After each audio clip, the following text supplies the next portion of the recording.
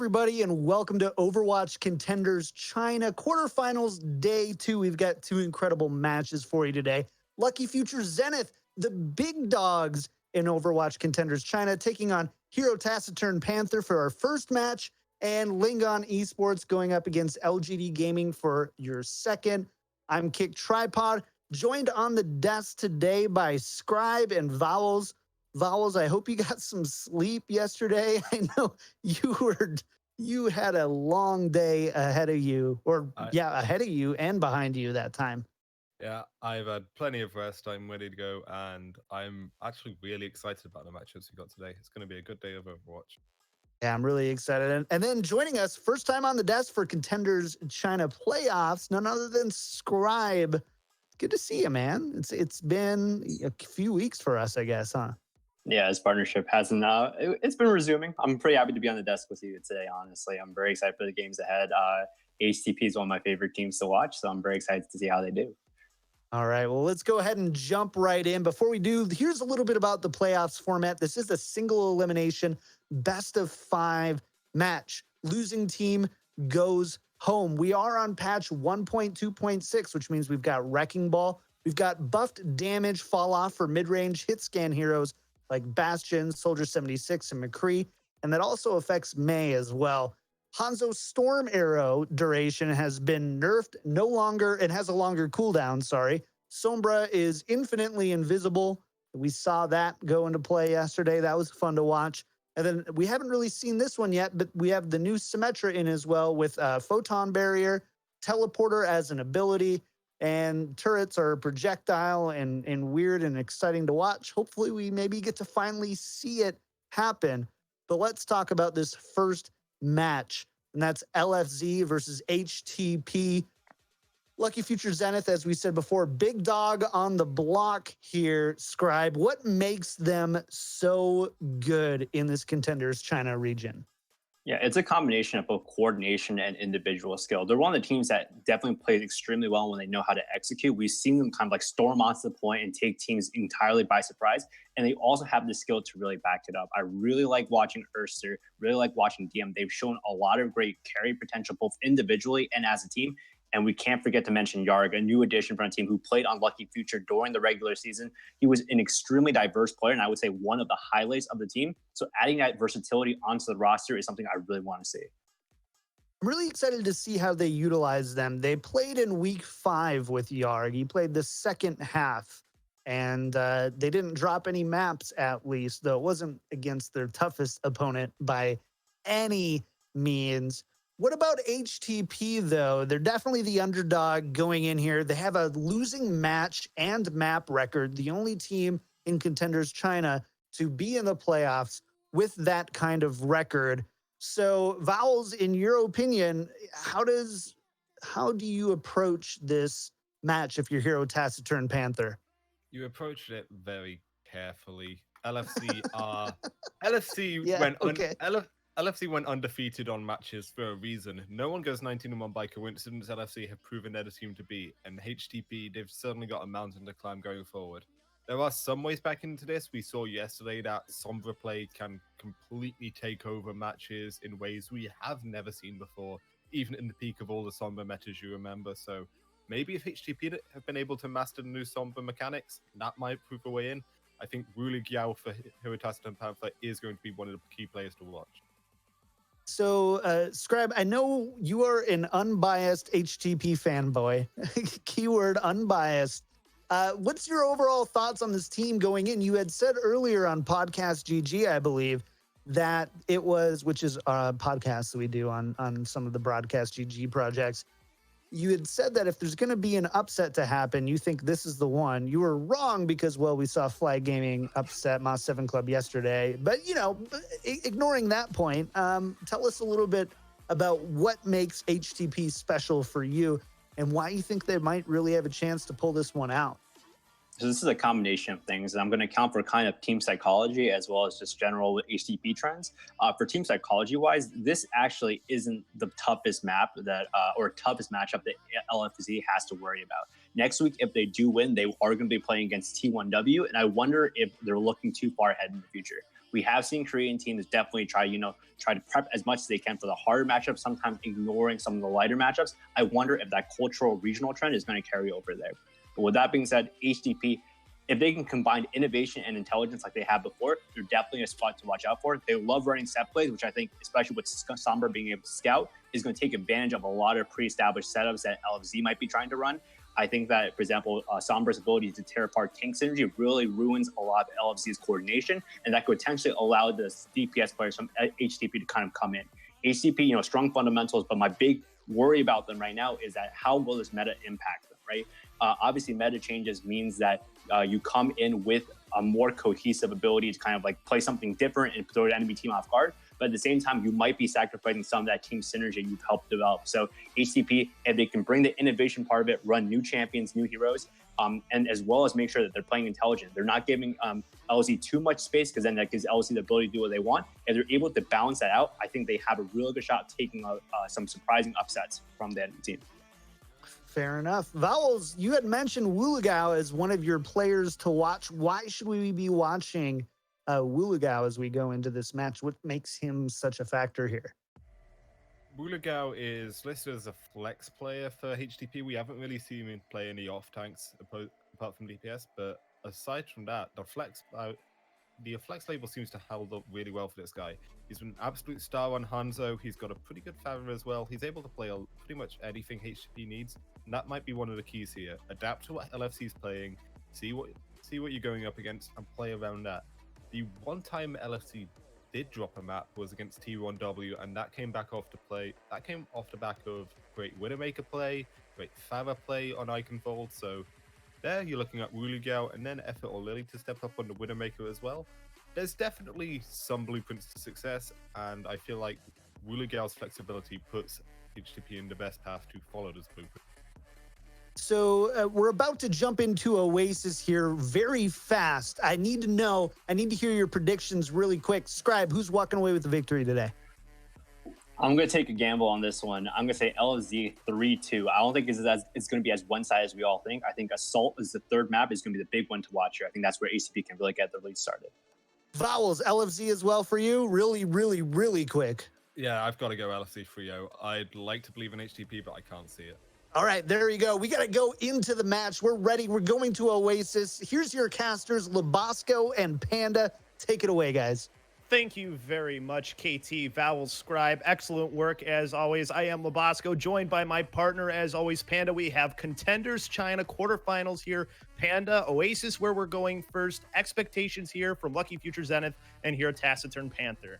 Lucky Future Zenith runs some of the most awkward compositions that I've ever seen on Oasis as well. Will Michelle end up taking up that flex mantle to Whole Heart, or will they end up going to the full meta style that we know and love? It's University is our first map here, Labasco. So it's going to be DM coming out here on the McCree with Ursa flying in the skies, looking for a combo with Michelle on the Zarya. Almost mirror comps, but Lily, who's stepping in, will be on the Hanzo on the other end for HTP. So looking to get that high burst potential in.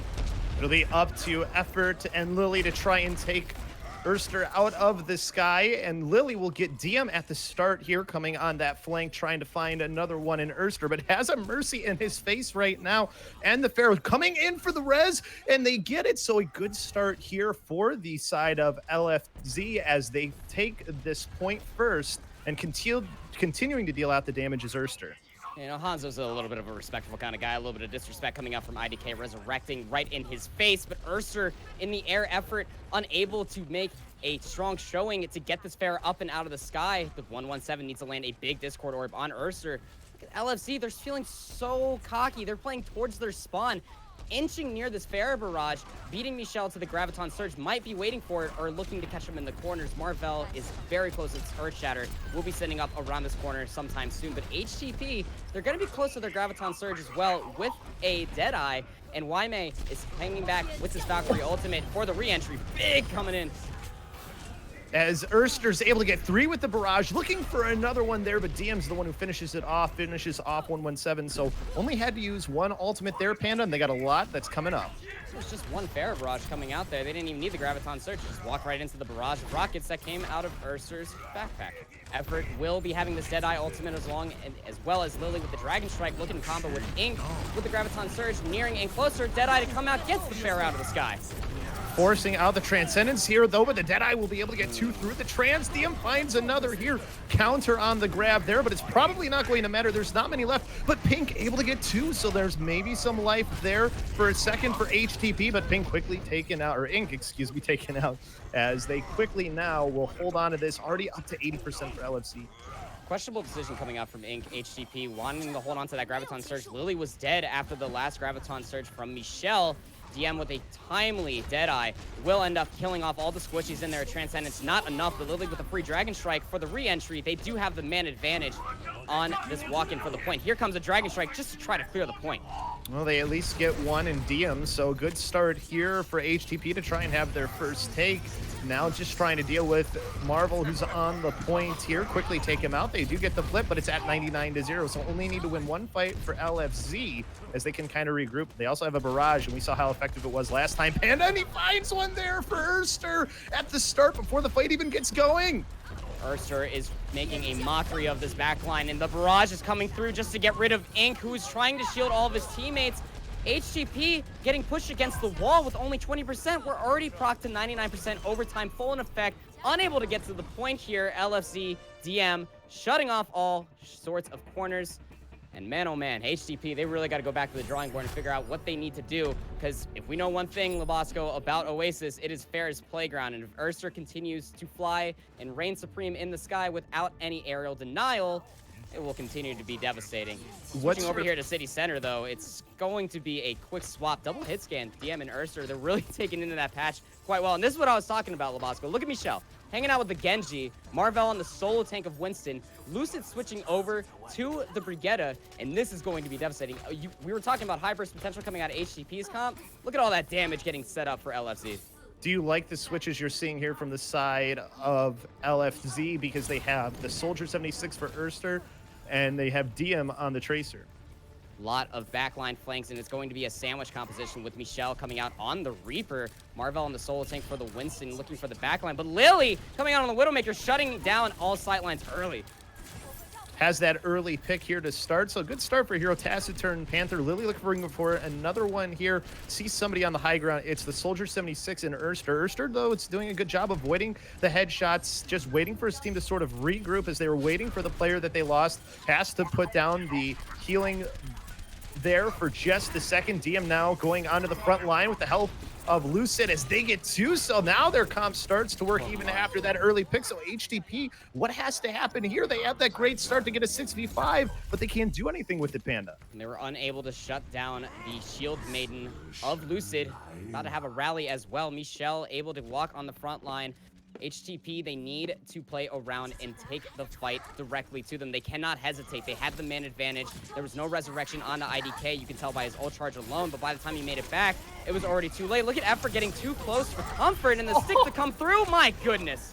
Massive stick by DM, then finds himself Lily afterwards. So just completely dominating here. Pushing up to the doors again is LFZ.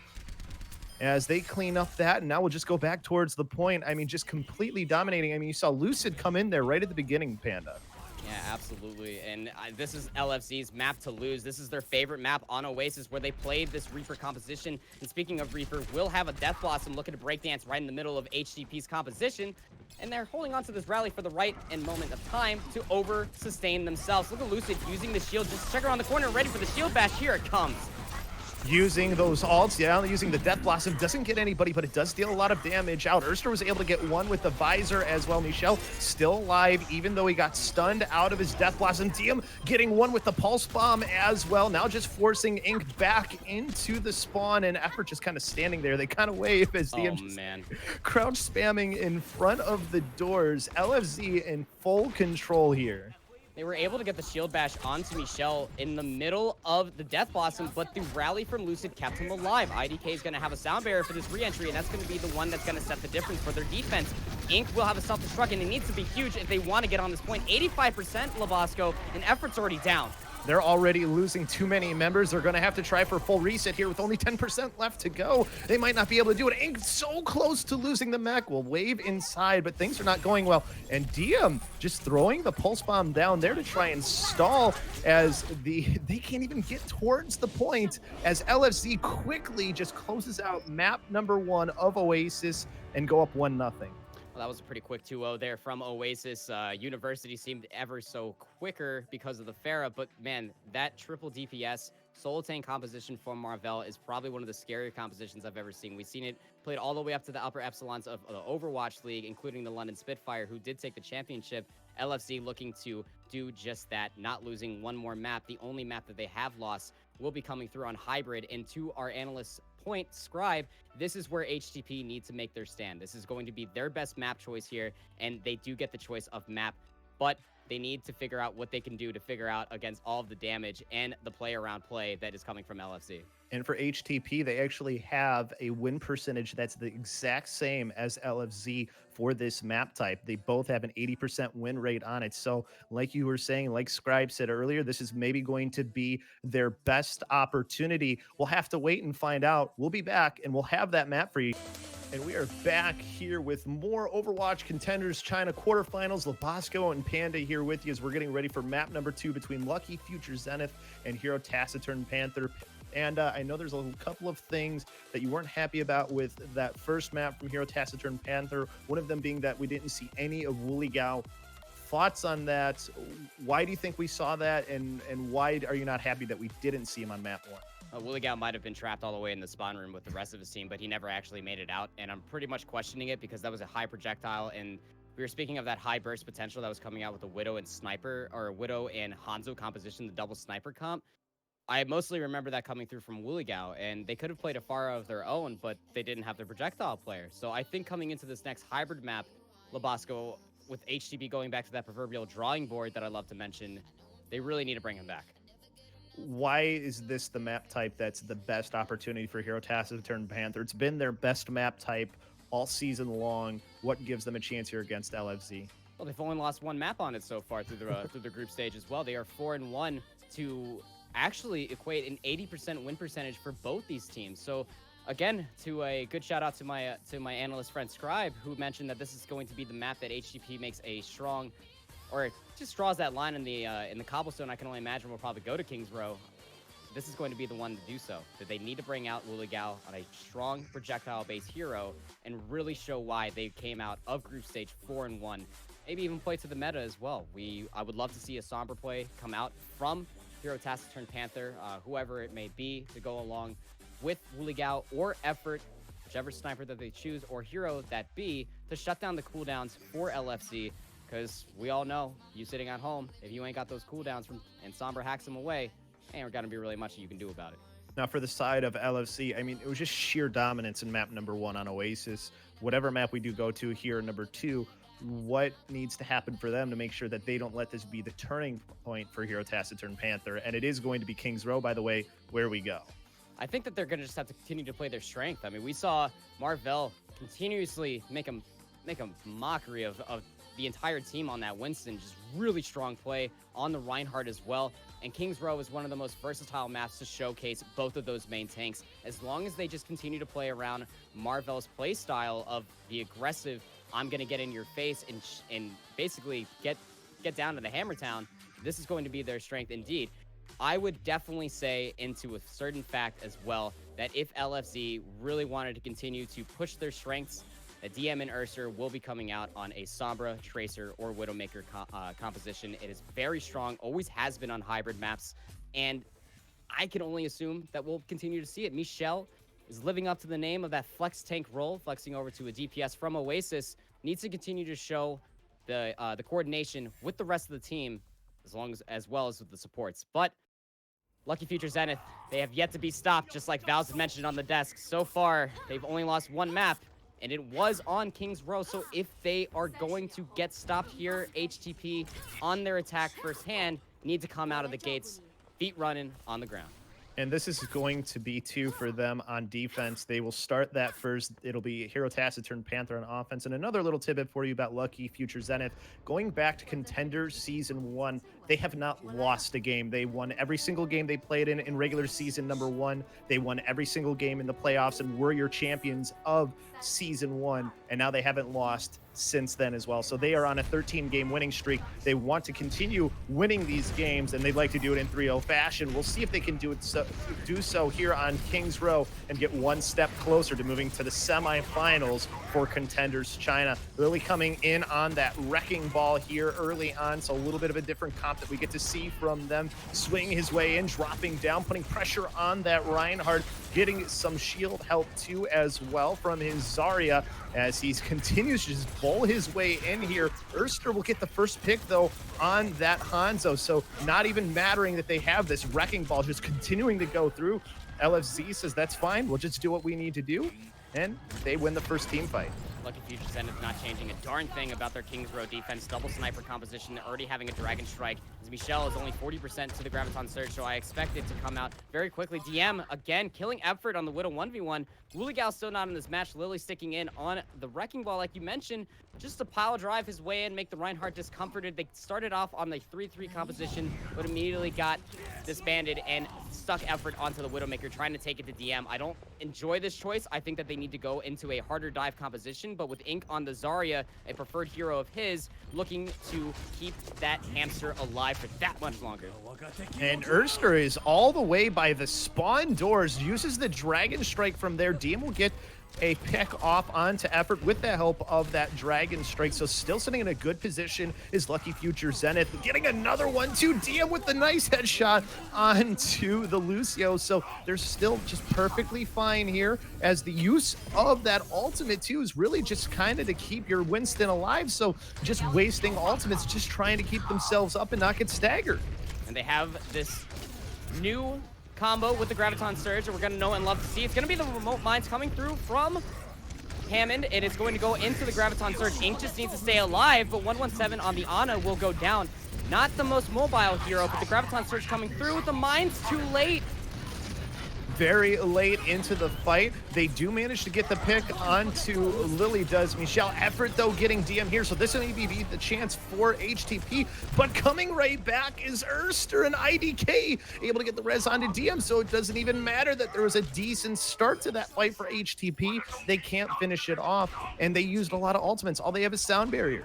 1 Storm Arrow, 2 kills from Erster. Double Sniper ultimates, Infrared Sight will come through. They had to use both support ultimates to keep themselves alive, but 117, 50% to the Nano Boost, needs to stay alive. Tanky will be swapping over to the Reinhardt to keep his backline alive, but DM again, finding Yme on that Lucio, that is a hard deal to, and a hard pill to swallow, especially because there's no more mercy on this board here, no resurrection to come through, so now we're just stuck waiting. Erster with this Dragon Strike right into the spawn, they're just trying to make Tanky that much more uncomfortable.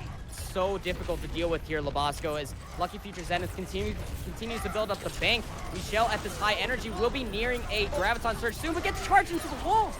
Gets taken out here. Effort able to get DM2 with the Storm Arrow, so this is the start HDP needed. They use their ultimate now from their Ana, so 117 doing what's needed. Now HDP finally with 38 seconds able to take this point. What went right for them in that fight finally, Panda? Michelle, Thank You definitely finding a nice charge off of Ink's bubble onto him, mitigated all the damage trying to stop the Reinhardt mid-charge, found Michelle of all people, who was about to have the Graviton Surge. That was the winning ultimate for their defense there. Once that was out of the way, the entire defense crumbled. They were just split apart in between the tank line of Hero Taciturn Panther, and now the ult bank is on the other side of the table. You can see now they have the Dragon Strike, they have the Graviton Surge, and here comes the combo. Using the Dragon Strike, Lily and Ink able to get a couple there, and continuing to push forward is Effort. So doing the damage, you'll start to get this cart through that choke and get it towards and through Streets phase as they're going towards that first point, trying to chase down DM here, but DM able to at least stay alive for the moment. Now getting found out by Effort, though. Oh, when he gets a nice headshot onto DM, so a huge stagger coming forward onto the Widowmaker. That lunge ability is very hard to deal with in close combat with a Hanzo versus a Widowmaker. 117 is about to have a nano boost ready. I can only imagine it's probably going to go over to Tank You or Ink, high charge at that to get another Graviton Surge. Lily is just trying to stay alive to keep this 1v1 going against DM, but Michelle still holding on to this Graviton Surge, looking for the proper placement. Both support ultimates in between Lucian and IDK, and here comes the Valkyrie from LFC for the re-entry, but everybody's knocked on the ground.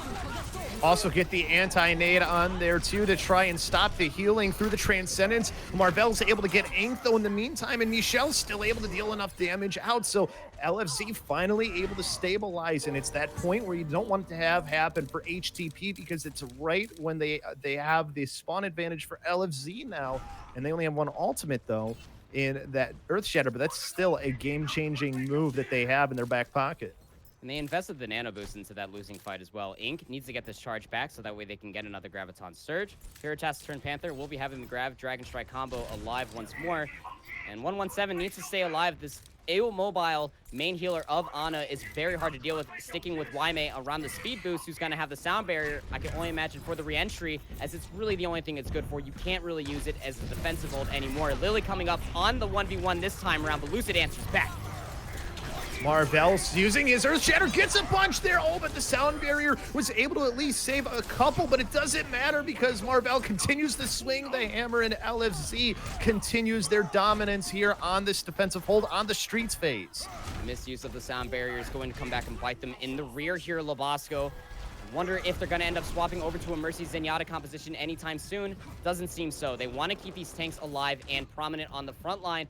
Down to a last team fight scenario. Dragon Strike ready for effort. About to have a Graviton Surge to shoot it into, but a Dragon Blade from Urster could spell devastating as he already fights Tank You before pulling it out. Here it is, Unsheath.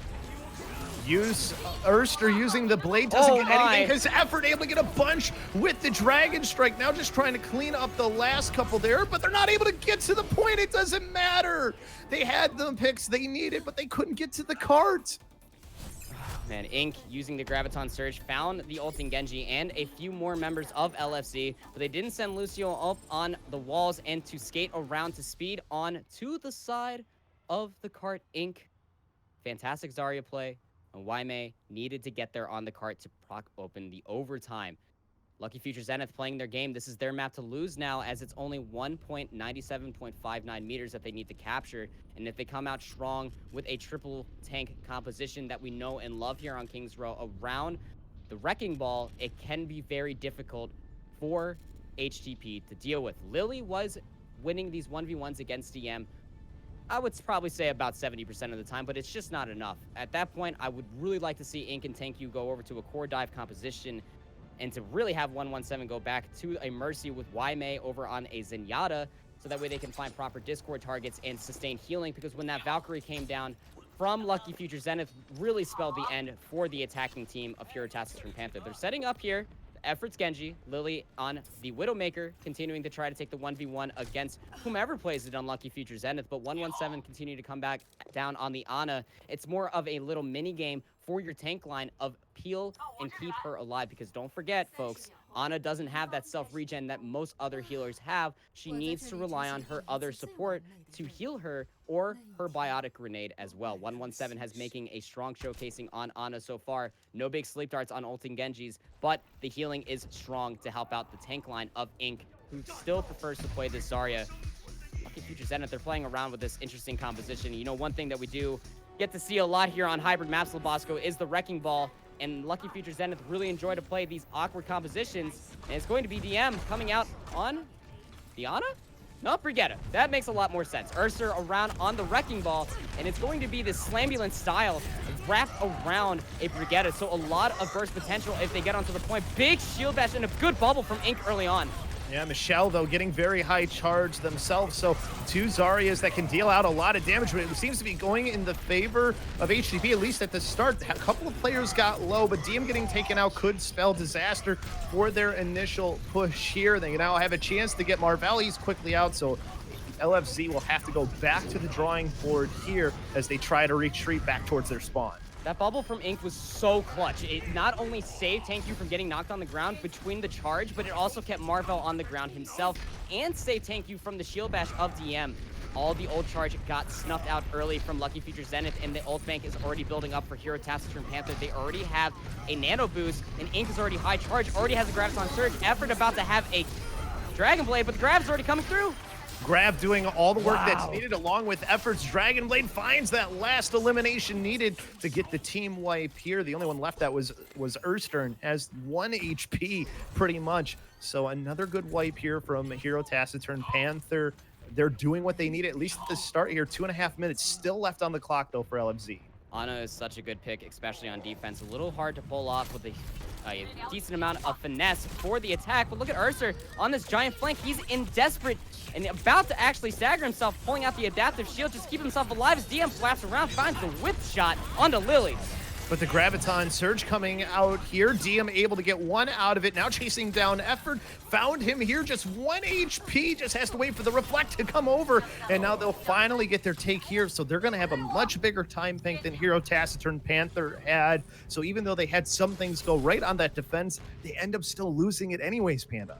Yeah, Ink already has another Graviton Surge as well. That is how much charge that this Zarya player is gaining for Hero Taciturn Panther. 117 swapping over to the Sombra. I wonder if that's actually the support pick of choice, or it's just a style to get over and stall the point out. It's not. It will be a pick that they're standing on. So this is the sole support coming out from Waimei, not swapping over to the Mercy. The 117 getting staggered there along with Effort. Graviton Surge now coming from Ink. He's going to get charged away from it, then no damage. He's coming through on the inside. A wasted grab from Hero Taciturn Panther, and this is in a desperate need. They can't die here. They need to regroup, and they need to get to this payload quickly.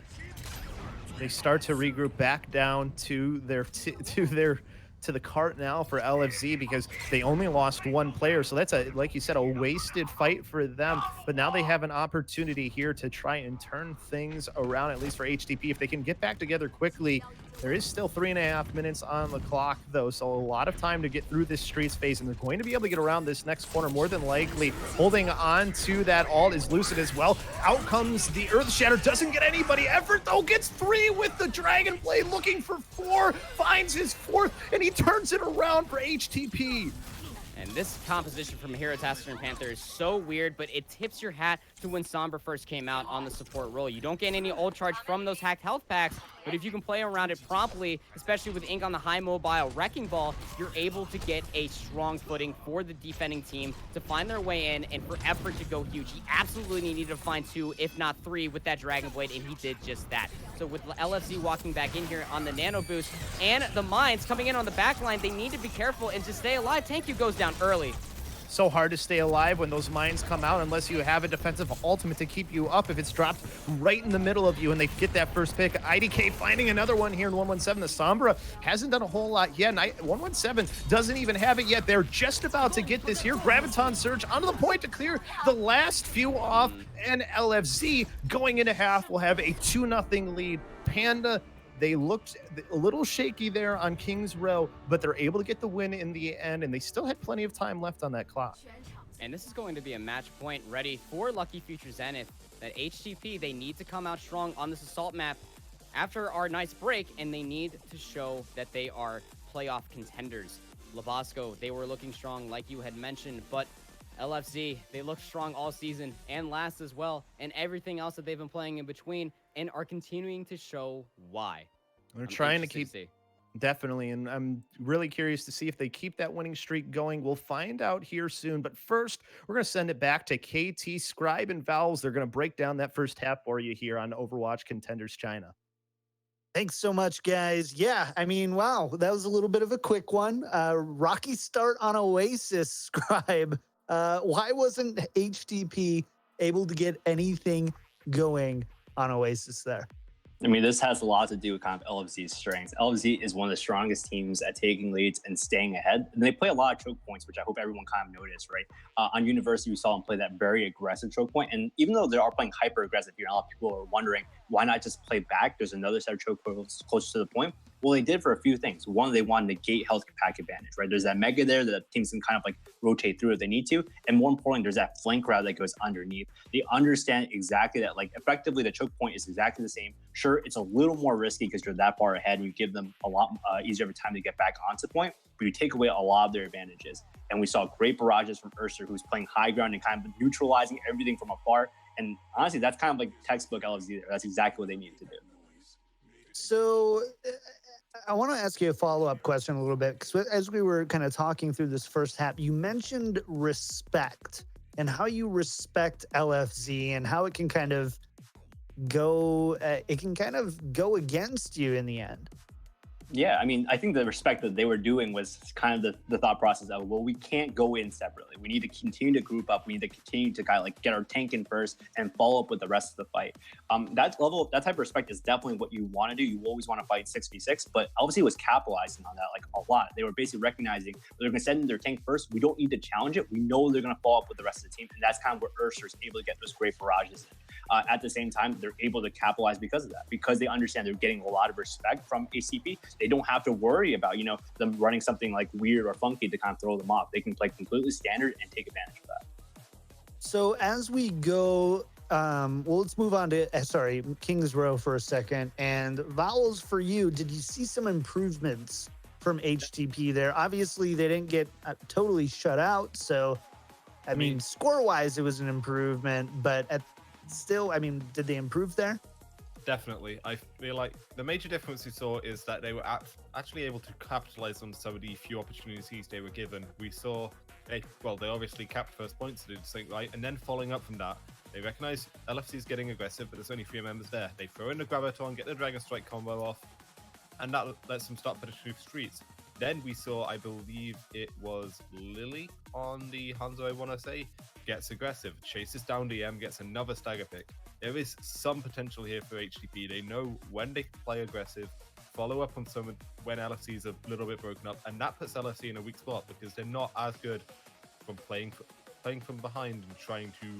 When LFC don't have the advantage and they can't spawn camp, it does put a little bit of panic in their hearts. And if HTP can keep capitalizing on that like they were for parts of King Row, there maybe is a way back in here, but LFC is still looking like the stronger team.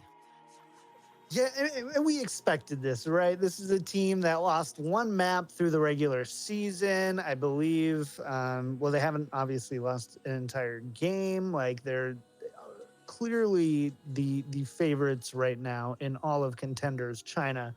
Scribe, if you're HTP right now, you're going into the second half, you're 1 map away from elimination. If they want a chance at staying alive, walking away with even a map win at this point is a celebration for teams against LFC, what changes do we need to see here? The first one is you have to play Sombra. We kind of low-key saw this a little bit when 7 became a Sombra player, allowing Lily to kind of switch over to Ana instead as a healer.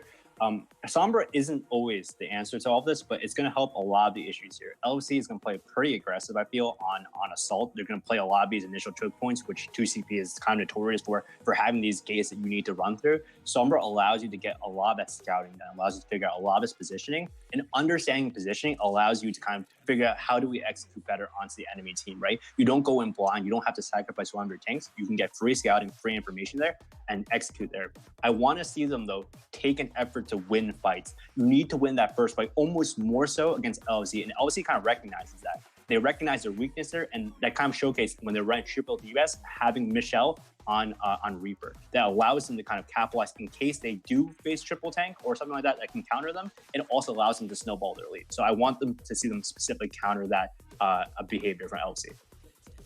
Vowels, kind of a similar question to you, but if you were going to say that 1 player on HTP has the potential to make the biggest impact in the second half, who would it be?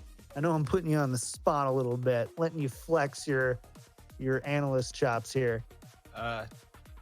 My first thought would have been Ruligao, as I was mentioning during the pre-show. We're not seeing him so far today, and that's telling me they maybe have a little bit too much respect for DM and Ursa. They want to go with the sniper, go pound for pound, try and shut those players down. It's not working out. I feel like we're going to have to see a great performance from Effort is someone who's going to stand out to me. If they're going to start flexing a bit, I want to see more play coming out from Effort, moving around. It's ultimately going to come down to who plays the Sombra, though. We haven't seen much Sombra from any of these players so far.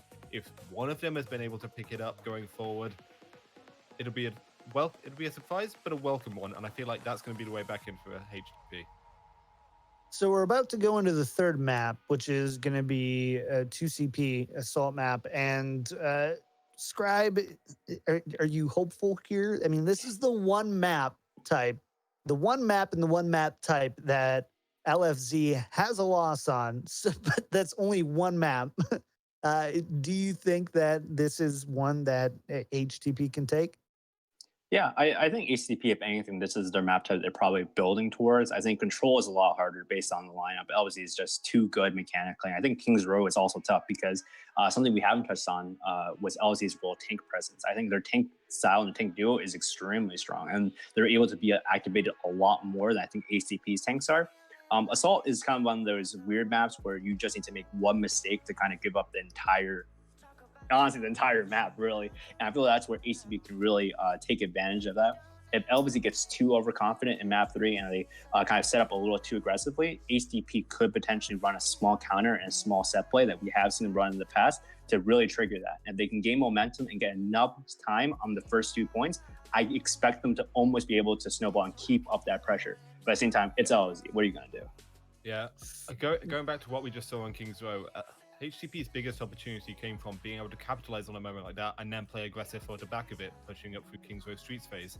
On an assault map with 2CP, snowball potential you see there, that's not just a point win, that's a map win if you can get aggressive, snowball onto second point and take it from there. So if we see another moment like that where HTP can capitalize on LFC aggression, that can give an opportunity to maybe even secure a map completion or win. Fair enough. We're about to go into the third map here. They're getting ready, hopping over to the lobby. So we are going to toss it back over to our casters. Don't worry, guys. We're not quite in the lobby yet, so you're just going to have to feel a little bit. They faked us out, man. They faked us out. We're watching the screen. I'm like, there it is. And we're gone again. Either way, just to be ready, we're going to go back to your casters, Panda and Labaska. Not your pastors. Temple of Anubis. Go ahead, guys. Take it away. Welcome. Welcome to the Church of Contenders. I am Labaska. Alongside me is Panda. And of course, we are going to Temple of Anubis. So, I mean, pastor, temple, it goes with the theme, right, Panda? Yeah, I think it all works out just fine. You know, I'm fine with being a pastor Panda. I mean, like, that's, I honestly, I've been called Prophet Panda before. I am perfectly fine with Pastor Panda as well. But yeah, we're moving over here to Temple of Anubis, Labasco, and this is pretty interested to know why we were going over to Anubis and not maybe Volskaya Industries. Temple of Anubis is a very strong Widowmaker map as well, where we haven't seen Lily come up on those Widow 1v1s more often than not, so it could be difficult to make an actual line in the sand this time around. But this is also a very hard map for Pharah to make a strong showcasing on. Lucky Future Zenith will be on defense first. Michelle just showing on this Mei so far, but that's okay because you don't need the Mei wall to do any of this anymore. All you need is that new Symmetra. Just stick on it, you cowards. We'll see if they decide to or not. Well, they still do have the Mei there too, so a little bit of confusing thing. Like, they have the Mei, they have the Symmetra. Which one's staying, which one's not? Neither's staying, of course. So now we get to see what their defense finally is, but the doors are about to open, and then we see for the other side, Lily on that Widow again, and then Effort on the Tracer. Do you like that? I am interested again to see how Effort and Lily continue to play with each other. They haven't had all the playtime in the world through the group stage, but this is going to be the composition to do so. Perhaps swapping over to a Sombra, but again, nobody really playing in that matchup today. The Tracer is going to be strong so that way they can get in and out, but they're going to be walking into an anti-dive composition of Lucky Future Zenith. Marvel on the Orisa up on the high ground with Michelle on the Diva, ready to shut down any nuttiness, getting towards the supports of IDK and Lucid. Well, they have to make a decision here soon because very close to taking that first stick was HTP. They don't get it yet, though. Nobody's fallen, and as they say that, of course, Erster gets the first pick here on the Lily. DM looking for somebody else. Marvell doing the work in front of DM anyway, so seizing the day is the rest of the team for him at the very least. DM just sort of being a little bit of a distraction, dealing some damage out here as the tanks continue to clean up here. This tank line of Michelle and Marvell has been so good, Panda. 117 actually coming up on top of that duel versus Ursa's Genji. You never really thought a Grandma would beat a Cybernetic Ninja, but this time it happens. Thank you on this Winston is going to have a hard time finding a good dive, considering that Marvel is still on the Sarissa. That is an anti-dive tank, so finding these dives is going to be a difficult one. As you can see, just a lot of ult charge going over to DM, who already procced over the infrared site and is starting to work towards the next. The supercharger was already used in the previous fight, but they have a Valkyrie ready. Lucky Future Zenith does. Urster is looking to hold on to that, maybe get that over sustainability for his blade. 117 already accrued a nice nano boost. What's going to be the target? Ink needs to go huge with the self-destruct on the re-entry, but no effort. You couldn't have died there. That is a bad stagger, and there's no mercy to bring that one back to life. And now they just have 117 used on Ink.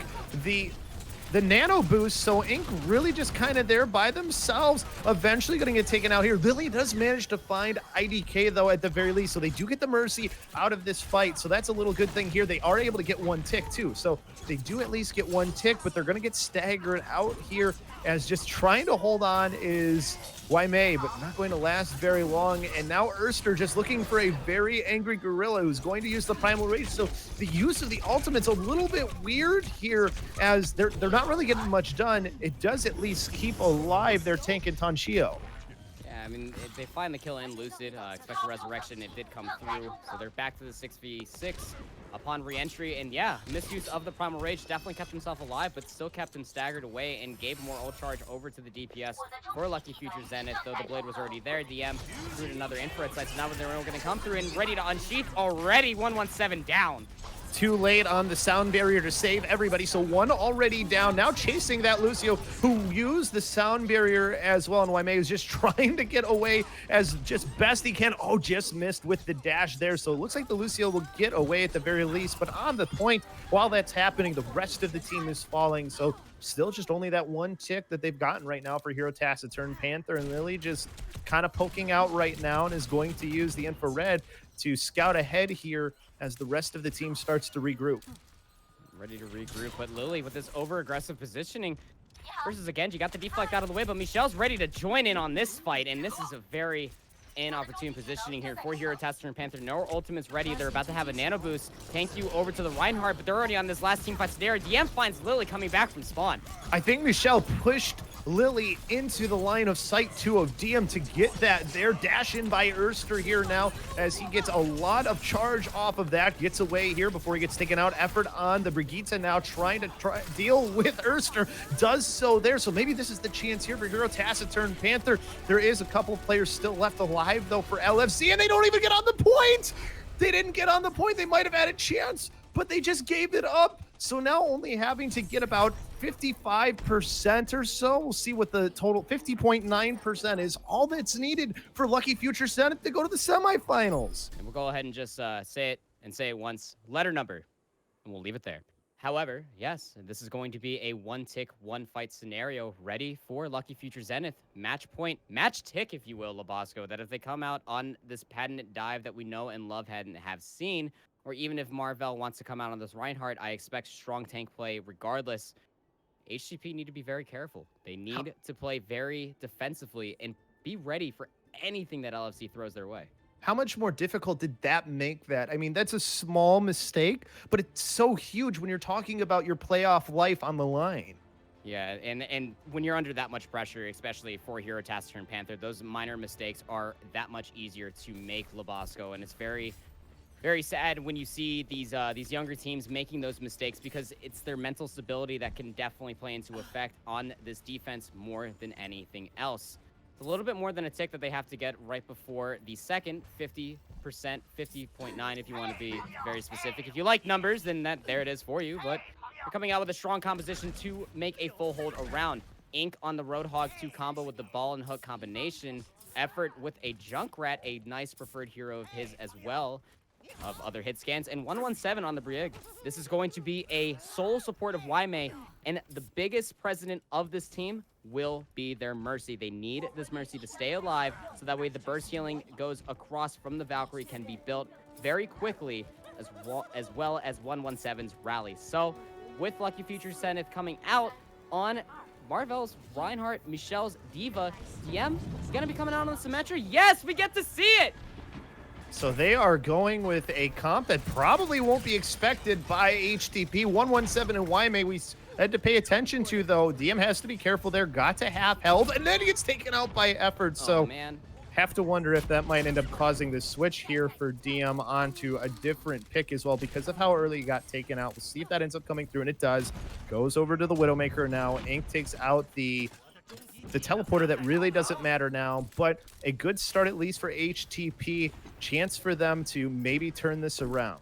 Well, we can't call Lucky Future Zenith cowards anymore because they actually played Symmetra for all of 20 seconds. DM taking the Widowmaker 1v1 versus Lily, and the dive's already coming through from Marvel, who swapped over to the Winston very promptly. IDK died, though. Lily with a nice headshot on to Lucky Future Zenith's Mercy will spill the end for the attack thus far. Effort continuing to find a lot of good aerial denial with these grenades. Will be getting a Riptire sometime soon. Look at all the healing that Yme is able to find, however, building up that Valkyrie very quickly. Ink able to get the pick onto Marvel there as well, so now just trying to make sure they stay alive is Tonchio, as they don't want to fall here, and that tire doesn't get anything. That's tough, and now you have Effort taken out after he was using that tire by Marvel, so now this might be the chance here for Lucky Future Zenith to push in and advance to the semifinals as Marvel leading the way here. DM on top, looking for that. They are getting the picks that they're needed. So close to getting that first tick already. They invested to one of their ultimates. Erster not letting anybody get back. Primal Rage, and now they get it. Moving on to the semifinals will be Lucky Future Zenith as they take out Hero Taciturn Panther 3-0. Panda, it was a quick one, but Lucky Future Zenith continues their dominance. Yeah, they continue to show in strong fashion why they have made their record only with one map loss. HTP unable to make a dent in just that, but they were starting to look real strong. Yme did die with the Valkyrie, and that was very devastating to watch. The desynchronization off of the Riptire really spelled the end. Marvel finding where the channeling was coming from, but LFZ just looking too strong. The flexibility to come through. Again, we can't call them cowards anymore because they played the Symmetra, and I like to say that that's my own personal highlight of this match. It definitely was a bit of a highlight there, although it didn't last long for DM, but he made the switch and his team ends up winning. You know, you talked about Hero Taciturn Panther and this being a difficult loss and being really tough, but they say that growing pains lead to large gains if you can push through them. So we'll see what Hero Taciturn Panther will be able to do as they're going to have some time to think about this one. But to think about things some more and muse about it, we have the great analyst desk of Scribe and Vowels, and of course, the gracious host that is KT. So guys, take it away. Hey guys, long time no see. Been a while. Hope you are well. Hope you said hi to the families for me. By the way, we did see Sim on that last match, which means that if you take a screenshot, take it into your favorite fast food pizza place near you, you get a free slice of pizza. Don't do that. Don't actually do that. Okay, LFZ, Yeah. Scribe, LFZ. I don't really know here. I like calling them Lucky Future Guangzhou with a capital C, just because, I mean, like, they're rated in the Chinese region. They're all Korean teams, so you really have that going for you. But, I mean, this was kind of like LZ doing exactly what LZ does best. They know how to pressure. They know how to play well. We talked about the meta change being both like a possible benefit and a weakness for HTP, and it's kind of shown to be a weakness. Moss 7 and HTP were both teams coming into Contenders playoffs that we said were strong fundamental teams. They had a very good understanding of how to play with the meta, but obviously when the meta slightly updates, a lot of those changes kind of go away. You lose a little bit of that balance, and it felt like HTP was just running head on into the brick wall that's LZ. So, I mean, there's not a lot to talk about there, but it is kind of like one of those small things that we should know in the context. Yeah, definitely. Well, let's just go ahead and talk about our MVP picks then. I mean, Vowels, will give you first stab at it here. Who's your standout player for this match? I think you can honestly make an argument for anyone on NFC. It was great performances off the board. You don't 3-0 by chance. You don't, even going back, you don't go 19-1 on maps by chance. Everyone on IFC has proven their worth on this roster. I think today I was really impressed by Marvel's tank play, actually. There were some great flashing moments on the DPS, but Marvel was a brick wall, not giving any inch for HTP to come in. And yeah, I was really impressed by how he was playing, especially the Reinhardt on some of those defenses. I like it. What about you, Scrab? Who you walking away with as MVP? To be fair, I'm only saying this just because I can hold a little face as a fan. I want to say thank you. I mean, we talked about this very briefly, right? Thank you was obviously the shining light on HCP. And while I'm going to give him MVP because looking at the way that 3-0 kind of went, it's kind of surprising to see the amount of value that he did get. He was able to play very, very effectively as a tank. And it's kind of like one of those things we were worried about. LEC's tank line of Michelle and Marvel is extremely strong. And any pressure that you can alleviate from the rest of your backline was incredibly important. I really like the way Tanky was going. He was kind of solo carrying, but if I got to pick an LZ player, Urster. I mean, Urster has always been strong, very good at proponent of kind of high ground dominance, and he's one of the big reasons why strategically it's so hard to engage against LZ. He's almost always in a high ground position. He knows exactly what position to scout. He plays aggressive if he needs to, and because of that little bit of an X factor, it makes it such that LZ is not nearly as predictable as it could be. Fair enough. Well, that's going to do it for match number 1. Our next match is going to be Lingon Esports versus LGD Gaming. That's going to be the last match of the quarterfinals. Thank you guys for all being here. Give us a moment to tell you why we're here on the official Contenders channel. We are a community of broadcasters with Broadcast.gg. It's a amazing community. Started out doing scrim nights, and then we're did a bunch of open division things, did Contenders trials, and now here we are doing Contenders, just a bunch of volunteers who really love Overwatch. So if you want to take a moment, head on over to twitch.tv/broadcast.gg, give them a follow, make sure that you get all their awesome tier 2 and tier 3 Overwatch coverage. We've got open division coming up in like a week, and we brought a lot of great streaming of games there. It was a lot of fun that we did last season. So make sure to check that out. Also follow them on Twitter at twitter.com/broadcast.gg. You got to spell it out, DOTGG. Do that. And then also, if you're like, hey, I want to do this too, you can head on over to broadcast.gg. That's a website. And we've got amazing resources for you there. A link to our Discord where we can get you plugged in with an amazing community of broadcasters, whether you're a producer, analyst, host, casters, whatever. We've got spots for you, and we need more people. So come on out, hang out, get to meet some like-minded individuals. And thanks to Broadcast.gg and Blizzard for letting us put on this broadcast. We're going to take a brief break before we get into match number 2 between Lingon Esports and LGD Gaming. Don't go anywhere.